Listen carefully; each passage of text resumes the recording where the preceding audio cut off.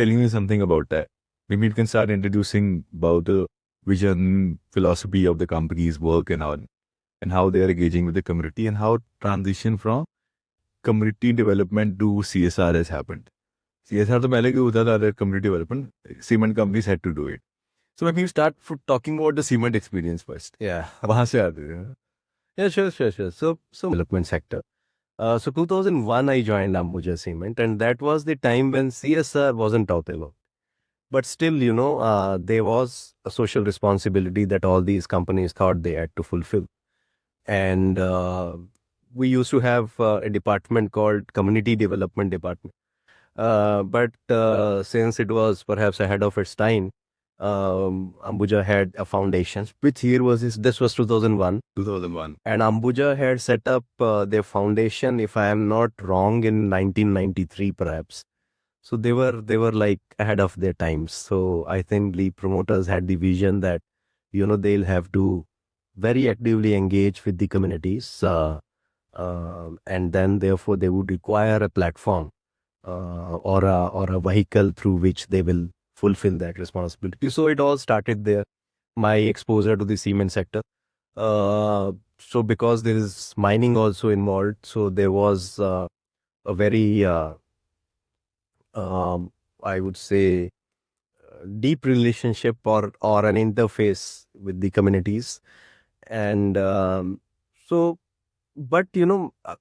luckily for me, and this is what I realized later, that many companies focus their attention more on industrial relationship than on development.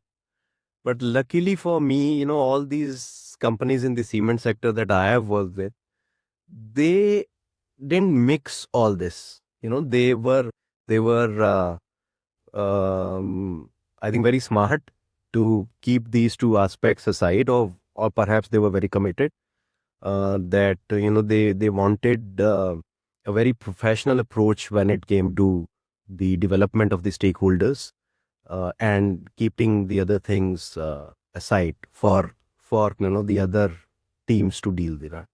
So that is how it started. So I spent about a decade with Ambuja before joining a newly set up cement company by the Anil Dhirubhai Ambani Group called Reliance Cement. Was there for a very brief period, about a year. Early days, they were also setting up greenfield projects. But there was a lot of action there as well. Before I came to Delhi from Mumbai to join Dalmia Group. So Dalmia principally is a cement manufacturer, but they had other businesses also. So that gave me the opportunity to, get an exposure to, for example, they have sugar mills. Right. So therefore, there was a lot of work that was happening with the sugar cane and the farmers. And sugarcane cultivation is always, under some sort of controversy or it was not the other would always echo. So yeah, controversy perhaps sure. Yeah, but yes, it's questioned. The sugarcane cultivation because of the water impact. So, but then that time I in fact understood the intent of the sugar industry. In terms of conserving water, they were pretty serious, and not just Dalmia. I think the other players also who were operating closer to the sugar mills, all of them were working. They had very, very focused interventions on. but also I show all the model interventions with Almi has created for other organizations. I remember in the conversation also they would the entire sugar industry people were like There was a lot of work that industry was doing on micro irrigation, for example, to reduce the water footprints and work with agriculture. Good, like farmers is also a lot of work with farmers is also happening around. Exactly. Yeah. Even the exactly sugar in waste as padars it we use. I remember some Sugarcane industry has become more sustainable. a sustainable kind of industry. After they've started to produce ethanol also.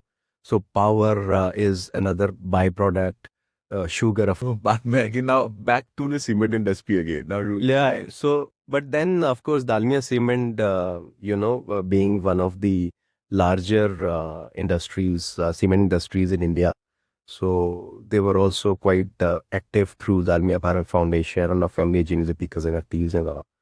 And again, spent about a decade with them before I got an opportunity 30 years in this space. But yeah, but I think very, very satisfied with what I have seen and I've been able to do. So, so then with Indorama Corporation, it was a different experience. I got an opportunity to look at CSR from the perspective of different governments globally. So their business was spread from, um, you know, Brazil to Indonesia. So many countries I got an opportunity to visit and see the kind of CSR that the group companies were doing there. You could get their experience there, yeah. But then, having seen that, I realized that CSR in India is far more structured than in any of those countries. Of course, they are doing with very good intent. All the industries in these countries are contributing.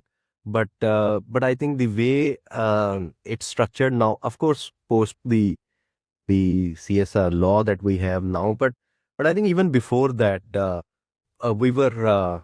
I think we were perhaps more intensive than in any of. Fundamentally, Indian businesses always have had this Yes, effect to yes, yeah. I think that's in our DNA. that's in our DNA. That's in our DNA. Philanthropy and the nature of giving. Any businessman always had something or the other as a philanthropic thing. He would make it a part of their businesses too. So I think, if you look more into the history, then of course is. To Tatas and Birlas and Gandhiyas, they often quoted that Mahatma Gandhi used to tell them that, you are the trustees of these resources. You are not the owners of these resources. And therefore that philosophy of giving back has always been there. And I think so is Shree, because Shree Cement also, was set up in mid-80s. And since then, the intent has been to work with or for the inclusive growth of the communities around the plants. So we started in Rajasthan. I think it was district Bali. Now it has been carved into district Beavar and Beavar. So we've been engaging with the communities around us since then. Okay, doing our bit, trying to fill those gaps that exist, and so yeah. So it has been quite a long journey in the cement sector. Is there any, do you find any common programs that are run for the community across, primarily in the cement mining industry? So there is similarity not just within the cement sector, but beyond that also. When it is about my working with the villagers, see the foremost priority is filling the infrastructural gap, right? Be it in any sector, education or healthcare or whatever. But so generally, that's the expectation of the people that, if the industry is set up, we'll have better hospitals, we'll have better schools, we'll have better roads, we'll have better street lights and all of that. So it generally starts with that. But then the industries, if they are serious about what they're doing, they also get into other aspects of the redactors. Yeah. For example, in the healthcare sector, besides just building the infrastructure, you would see CSR companies also getting into preventive, curative, locomotive healthcare. So they'll work on that. But there'll always be an intent to help the schools, provide better education to the children, be it through uses of, let's say quality infrastructure or food. You look at other aids, teaching, learning aids, so that's generally happens with the industry. But yes, if you look at the cement industries versus, so I've had the opportunity of working with three, so pretty similar approach and programs that we have had. So at Shree also, if we talk about our work with the communities, since we are a cement manufacturer, I think the first expectation of the community is about infrastructure. And I think that has been our flagship also. So we've been working in these villages wherever we have our manufacturing facilities to help the communities strengthen or improve their infrastructure. That's primarily the public infrastructure. That's primarily the public. PHC, school. Exactly. But we have been doing a lot of that. We've done a lot of that in terms of constructing roads, local village roads, or uh, streets, or schools, or dispensaries, or community centers. In fact, we have built a lot of infrastructure in sectors like drinking water, also. So providing piped water, building water storage tanks, and all. So that has been a big focus. There is a scheme from the government. Say, the panchayat collects 5 lakh rupees together, and then the government will put up the pipe and the stand, right? Have you like embedded that scheme into your program? So we haven't largely worked on this, but I think we are currently going to do one project in one of our locations where, but that's not a drinking water project. That's a rural electrification project designed on the same pattern, where some part of the project cost is to be borne by the panchayat, and the rest comes from the government. So there we are supporting the panchayat on that. And this is in Jobner in Rajasthan that we'll do shortly. But yes, I think it is very important, Ranjan, for everyone to understand that, it's always good to collaborate. I mean, even if it is between, NGOs and corporates have traditionally collaborated. In my career, I have seen government corporates collaborate. I have seen corporates collaborate. But I think these collaborations are essential for amplifying the work that each one of the partners it will. It's always good to collaborate, share your resources, and then amplify your work. So therefore, I've always believed in these collaborations, and all my career, I've collaborated with other corporates, I've collaborated with NGOs, and I've collaborated with government also. And government corporate collaboration, I think, is something which has been very impactful. So yeah, because at the end of the day, it is all about using your resources judicious. We can't continue to duplicate things. One thing is for sure, the corporates or NGOs or whatever will never be able to replace the governments. Their scale or the quantum of work that they do. But then, of course, wherever we have the opportunities, we can collaborate with them to offer them some skills that we have to create models for us to replicate. Right. True. And then because, the NGOs or the corporates have a focus on a limited geography, I think that also helps us to create something, which is unique, which is more impactful, or which is, wherein the outcomes are far better than you have in a different project elsewhere. Does this happen? I remember doing a assessment in an, what is it, Cham level in Odisha. There are a lot of these steel industry guys are there. So, there were 11 players, all with the same geography, and they're all doing different CSRs. And I'm like, मेरी तो Orissa this JSPL band पाते हैं वो not Jasper. JSPL is in Orissa में है Jajpur. So Jajpur में there are 11 companies there, and Brigadier Williams was trying to get all of them together, and he was there. So he managed to get Tatas and all on board, but rest of them wouldn't come. We have to focus only on this. We may not or may complement your work. We don't know.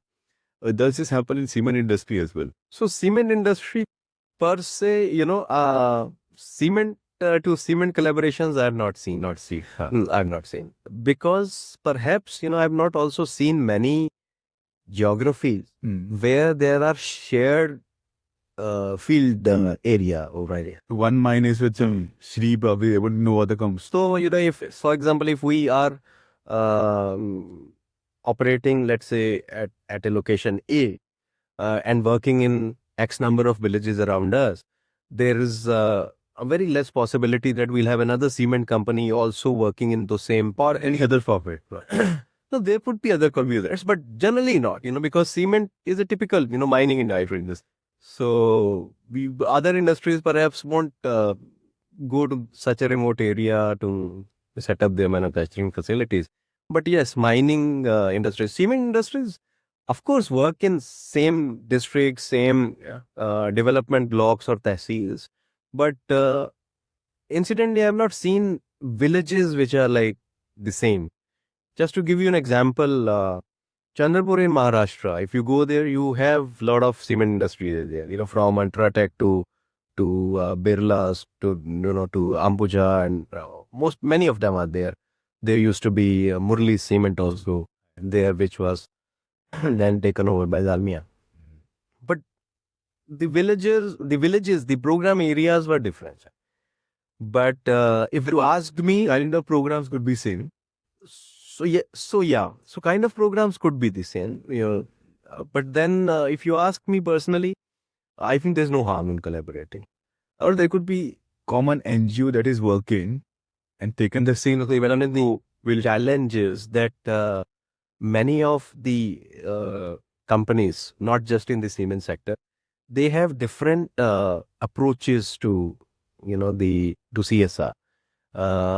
Some cement companies have their own foundations, so they have built their capacities to implement the programs themselves. Some companies engage with NGOs.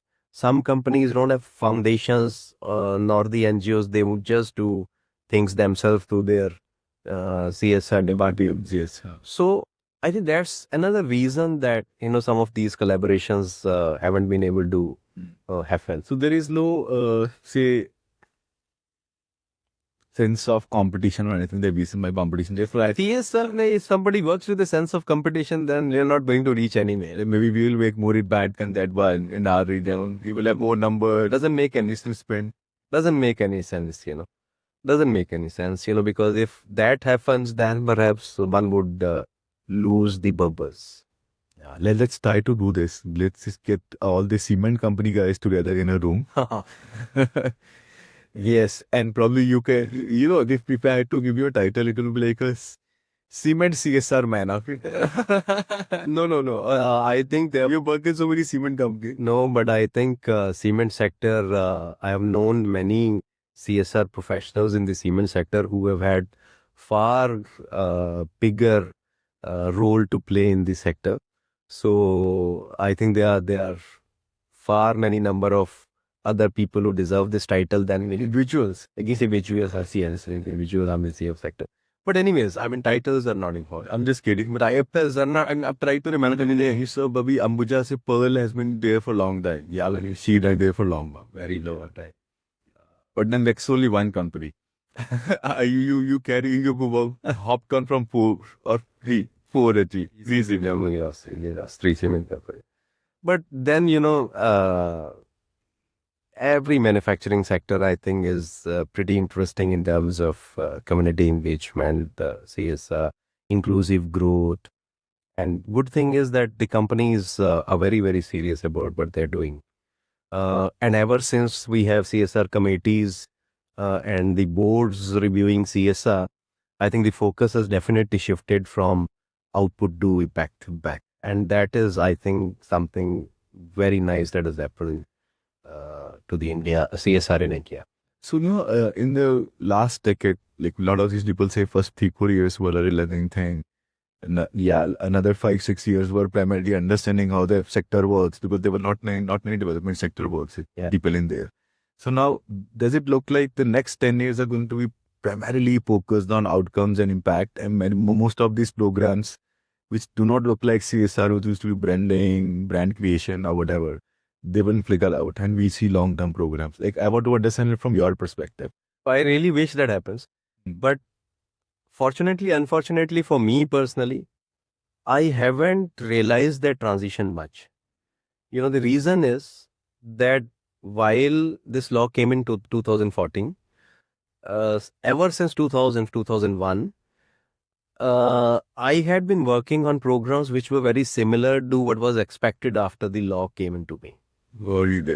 So same processes, same kind of board reviews I have seen even before the law came into being. Same kind of investments, or rather more investments than 2% I have seen. So I think, unfortunately, I didn't realize. You have been in the process. Because I was in the process, I didn't realize that Whether there is a law or not, it doesn't agree. exactly. But I think, of course, for many companies, people would have seen, and they would have. But I have known people in my network through whom I have learned that yes, early days were a little difficult because they were, suddenly they started to think that how do, they would spend the amount of money that they were expected to spend. And that's why, you would realize that that period, 2014 onwards, for 5-6 years, it was like a lot of NGO corporate collaborations that suddenly started, and corporates tried to invite NGOs, give them proposals for various projects. And I think then it kind of settled down. The corporates also realized that, they had many options in terms of implementing strategy. I see 15, 16 NGOs which had some brand name in the space. Yeah, In 5-6 years, their turnovers were like 3 times, 4 times. exactly. I've seen an NGO with a 10 times turnover within 2 years. So true. Yeah. So true. So, but then I think many corporates understood, established the foundation also. Some chose to still continue to work with the NGOs. Some chose to build their own teams. Mining sector is difficult again, manufacturing, mining sector, you see most of the corporates doing their CSR themselves directly. Yeah. And I think the main reason is that it is very important to have a direct interface with the communities. You need to understand that. You need to be part of that. You can't have an NGO. You have to like one of the community stakeholders. Exactly. Maybe home, some Exactly. So that is important. That direct connect is so important, both ways. I mean, for people also and for the industry also. We have been there, resolved some very basic conflicts which could be resolved because there was CSR money available with the company. Otherwise, the community and company standoff was happening. No, so I not name this company. So, in very interesting thing happened a few days ago. So it so happened that one of my known IFS officers with whom I had worked extensively in my early days has now become the principal chief conservator of forest in Himachal. So I spoke with him and just went to the website just to see what is the structure now and how it works. And I stumbled upon a section in that website which was about the public hearings in the state. And then I opened one public hearing proceedings of a cement company. Huh. Most of it very negative about the company, and a lot of positive things about their foundation. Nice. Right. So It is balancing. it is balancing, because This foundation is putting in their monies and efforts to probably sustain some forest area uske around over. if it is put in with the right intent, I think it really helps. Be it afforestation, be it water. So again, a big challenge with the cement sector is that the limestone mining generally results into lowering of the water table. And then if you have agriculture around you as the principal occupation, then you are in trouble. Yeah. Right. So a lot of the cement companies I have seen, they kind of preempt this. They have early programs to address this risk, and then they kind of ensure that instead of depleting water resources, they end up adding more water, to the catchment. So that's Sort of mandates around that anyway, if you want to meet some sustainability standards. if you look at the mandates, then I think, Ranjan, almost all of the companies do meet that. I would tell this. So, but to me personally, I think the real social responsibility begins from where you have already met the mandate, right? And then you are proactively going beyond the mandate to ensure that your business has a very positive impact on the communities, and you wipe out all the negative impacts that could occur, right? So Let's conclude this one. Like, give me a story of a beneficiary or some story probably from the company that you are working in or you worked with that really made you feel that actually the company is making an impact. It could be a collective story of a community or an individual, however you want to share that. So in a lot of stories, in fact, from Shree also, if I look at Rajasthan, for example, where we have been working with the communities for quite a while, for or decades now. If you go to these villages, you can really make out the kind of impact that we have made in terms of infrastructure of these villages. So you'll find the infrastructure in these villages far better than some of the other villages in the vicinity. So that's been very, very impactful. But I think a very interesting, different project that Shree has been doing quietly for some time is supporting the families of Defense Forces martyrs that we have been doing. Right. So as part of our CSR, this is very interesting program that we have that uh, if a martyr's family is building their first home anywhere in India, we have committed to provide them cement free of cost for the entire house. And we ensure through our channels that the beneficiaries get the cement well in time and, they're able to build their homes. There's something very unique that I've seen happening in the cement sector. But yes, of course, we have been able to showcase improvement in health parameters. We have been able to showcase improvement in the learning abilities of children in our area. Infrastructure like Well, this done through remedial education. so not just through remedial we haven't really focused largely, but one through provision of good teaching learning aids, be it smart classes or books or other materials that's required. One of the major challenges in these schools is lack of sufficient number of teachers. Right, the government sometimes fail to provide enough teachers in a school as much as are required.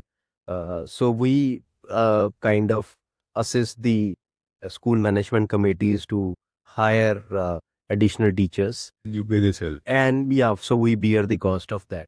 But then, so that's again, because that improves the student-teacher ratio and it helps. Very, very few companies are doing that. Exactly. So that's another thing that we have been doing. We've been working a lot on water resources also, water resources management, conservation of water. Incidentally, our company is more than 8 times water positive also. Wow. So there is a huge amount of focus on water. So 8 times. So that Well, for a cement company, it's some feat. yes, and we're very proud of that, and we're more than and we are progressing, and perhaps in few years will be even better. Yes, but now, in fact, we've started to explore newer opportunities. So skills, for example, is an area wherein we propose to strengthen our initiatives. We do work on skill building, but we're trying to now collaborate with other players in the sector to strengthen our skill reach as well as the quality of skills. And we also intend to intensify our work on water conservation, water harvesting. One thing that you as an individual, it's just been a while here. Not even been a while, once few months here. So one thing that you think needs to be changed and you will want to bring out about that change. So I think why we have been doing a lot and doing a very impactful program. I think something that can add value to what we are doing is building networks now, right? Bringing in more partners who can bring a lot of value to the table, right? And through those partnerships, we would get an opportunity to amplify what we are doing. I think that's on our agenda now, and that's what we need to.